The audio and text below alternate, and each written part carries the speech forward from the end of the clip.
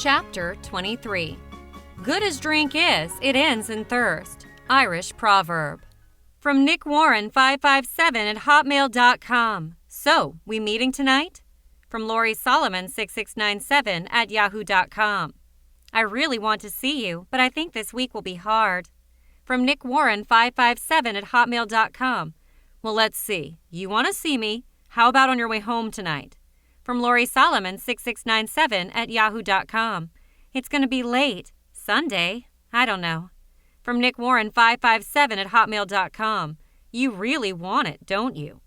The idea of having Nick so at bay was a decadent thrill that, like a juicy page-turner of a mystery novel, she simply could not lay to rest. This ironic twist of power lulled her into a delightful state of comfort and security that she had not had up to that point known with him. The options to have or be had, to play or be played, danced in synchronous harmony before her eyes like can-can girls in a Las Vegas nightclub. It was all so clear now how Nick had been mischievously dealing the hands this whole time. Except now it was she who was the house, and the chips were most definitely stacked in her favor. From Lori Solomon 6697 at yahoo.com. Sorry I didn't respond. Our server's been down since yesterday. From Nick Warren 557 at hotmail.com. So, tonight or... From Lori Solomon 6697 at yahoo.com. I think I'll be studying until late tonight. From Nick Warren 557 at hotmail.com. So let's meet and eat and... From Lori Solomon 6697 at yahoo.com. Next week. Promise. A couple of days went by. She found herself hungering for a light snack. Nothing too filling, just a nibble, a naughty little taste of more of Nick's forbidden fruit. She wondered how long she could succeed in having everything on her terms, just as Nick had managed to have with her for so long. She wondered exactly when the tides would turn and when the power would be shifted to a different set of fortuitous hands. Perhaps she could find a way to keep the game going indefinitely, like leading a horse with a dangling carrot or sugar cane to the ends of the earth. From Lori Solomon 6697 at yahoo.com. Do I have a chance for redemption? From Nick Warren 557 at hotmail.com. Anytime. What do you think about tomorrow night? From Lori Solomon 6697 at yahoo.com. Yes. From Nick Warren 557 at hotmail.com. So tomorrow night we meet up and do it all. What do you want to do? From Lori Solomon 6697 at yahoo.com. I want to make you feel good. From Nick Warren 557 at hotmail.com. So tomorrow night it is. Where do you want to go? From Lori Solomon 6697 at yahoo.com. Wherever the winds and the tides carry us. She did not hear from Nick until the following morning, an early bird still seemingly intent on catching the worm. From Nick Warren 557 at hotmail.com. The ack of my car? From Lori Solomon 6697 at yahoo.com. If we can find the ack of your car, then more power to us. From Nick Warren 557 at hotmail.com. I meant back of it. She was thoroughly enjoying the flirtation, yet still ambivalent about seeing him in person. She used the busy day she had ahead of her as an excuse to cut their email correspondence short. She decided to passively wait for him to reach out again to her, for if he wanted her as much as he seemed to, she would undoubtedly hear from him. The evening came and went. There were no phone calls.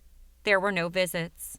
There was only an aura of mild curiosity circling around her as she drove home late the following evening from the library, along the darkened, vacant highway. She felt no real disappointment, though, which only added to the already existing sense of command that she had been harboring for days. She knew that what had happened the previous night was the result of an unwritten standoff between her and Nick. He had been hoping to regain the power he realized he had lost, at least for now. What he didn't realize was that she wasn't about to give it back to him anytime soon. She was having far too much fun. She initiated another flurry of email messages the next day, a flurry of coolness on her end and coolness on Nick's end, and no signs of breakthrough or resolution for either one of them. The battle of their respective egos has caused them both to lose an evening or two. Such a loss would have been devastating to her months or even weeks earlier, but for now it was just some annoyingly misplaced time. Because she knew deep down that this was all it was to Nick, annoyingly misplaced time. From Nick Warren 557 at hotmail.com. Friday night? From Lori Solomon 6697@yahoo.com. Possibly, but you've got to call me. I do not possess a crystal ball. From Nick Warren 557@hotmail.com. Well, you know my cell number. From Lori Solomon 6697@yahoo.com. Just let me know which night is best. From Nick Warren 557@hotmail.com. Friday night. I know you want mine bad. From Lori Solomon 6697@yahoo.com. And I know you want me. From Nick Warren 557@hotmail.com. Yes, I do. Friday night came, and Friday night went with a courtesy call from Lori explaining that she was too busy with her studies to make it happen. For the next several weeks, there were many nights like Friday night, interspersed between daily email exchanges, shamelessly and exhaustively expressing the most profound of each of their carnal desires. Generally, she found herself looking more forward to the promise of fantasy in their cyberspace exchanges than to the inevitable anticlimactic reality of their occasional unions. Yet even their email correspondence was tainted by Nick's age-old tradition of turning up the heat and intensity to almost unbearably high levels, only to extinguish her with frosty silence on any given random day. His world seemed meaningless to Lori, an endless circle of repetition with no real beginning and no definitive end. Whether it was the mysterious Mona seeking fleeting solace and refuge in the musty basement of his faceless papa, or Lori Solomon snapping painfully back like an elastic rubber band wrapped around his thumb and forefinger, his world seemed to be very, very cyclical and very, very empty. It was Nick's tradition to whip into her life like a tornado and cause confusion, folly, and mayhem. And only as the cloudy dust was just starting to settle back in its place would Nick disappear like a child's hot breath swept up by a gentle breeze on a crisp autumn day.